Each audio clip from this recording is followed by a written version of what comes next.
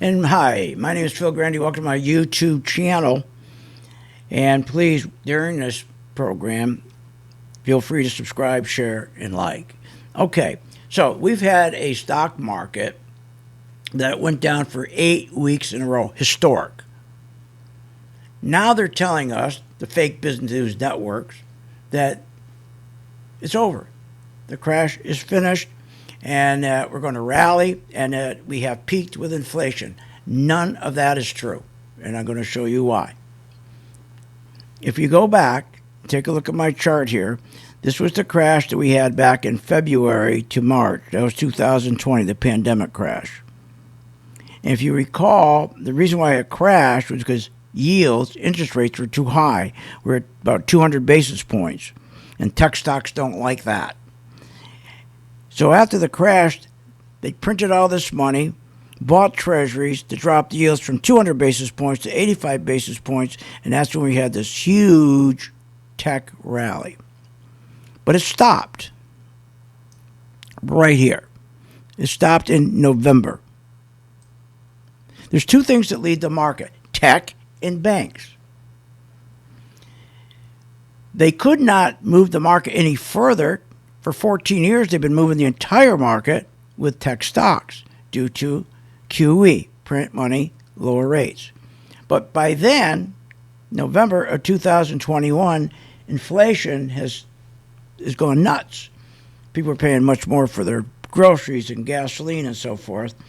And therefore, the inflation got to a point, if they were going to try to push the tech stocks up even more, to print more money, to buy more treasuries, that printing of money is so inflationary, that would have meant gasoline, regular, would have gone to $5, $6. They couldn't do it. The economy no longer could absorb more QE, more printing of money to drop interest rates, to force interest rates down, to push the whole tech market up. It stopped. And that's why you see right here, it broke through trend. The second group that pushes the stock market up, the most important group, is the bank stocks. The way bank stocks work is this. If you're going to have a stock, let's say GE, well, what you have to do to push that stock up, it doesn't go by magic.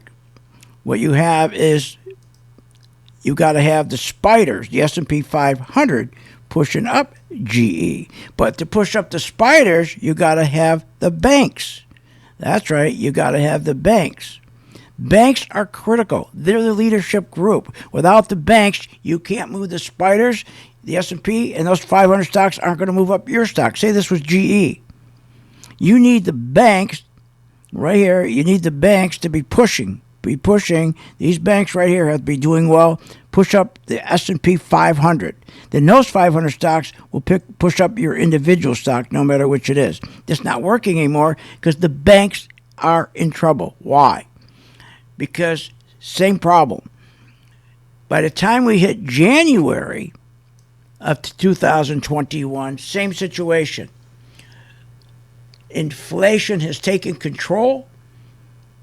People don't have enough money to go buy the goods they need. And therefore, we start to see housing applications start breaking down, refis breaking down, because you can't have inflation out of control and at the same time have interest rates on your car and credit card and house go up. Something's got to give, and it did. The banks no longer could push the S&P up to push up your tech stocks or any stock, and that's why now you have the banks broke down and the tech stocks broke down. First time that's ever happened. Here we are now. Over the Memorial Day, they've been telling us every time there was a new bottom. 431, that didn't hold. Then they said 415, that didn't hold. Then they finally said 3, that didn't hold. So over the holiday weekend, we had this little short covering rally. That's it. I'm telling you, unless they can get the bank stocks to push up the S&P, it's over. We're going to come all the way down to around 2,800. That's right. We'll come down to about 2,800. There is no way that we can get the bank stocks pushing up the S&P back up inside this trend right there. It's not going. It just can't. Won't happen. So prepare yourself for a market that's going to drop, and you're going to participate in that, making money shorting, and it's very easy to do. All you have to do is follow my chart, which is a color-coded chart. Quickly. You notice every chart has green and red candlesticks? After 33, I've been in business for 55 years. After 33 years, I kept saying to myself, why do they confuse people with green and red candlesticks? If more money's going out and the trend is down, keep it red, so you won't confuse them. And why all these stupid Chinese names? Keep it simple. That's what we did. This is the only chart, it's patent, that is a solid red. When you have more money going out of a stock or out of the S&P, it'll stay red. And that will guide you all the way down. Volatility won't scare you out. Same way on the way up, it'll turn green. So the point I'm making to you, we are going to have a market that is going to drop, but we have a tool for you that you're going to love, and that tool is going to help you.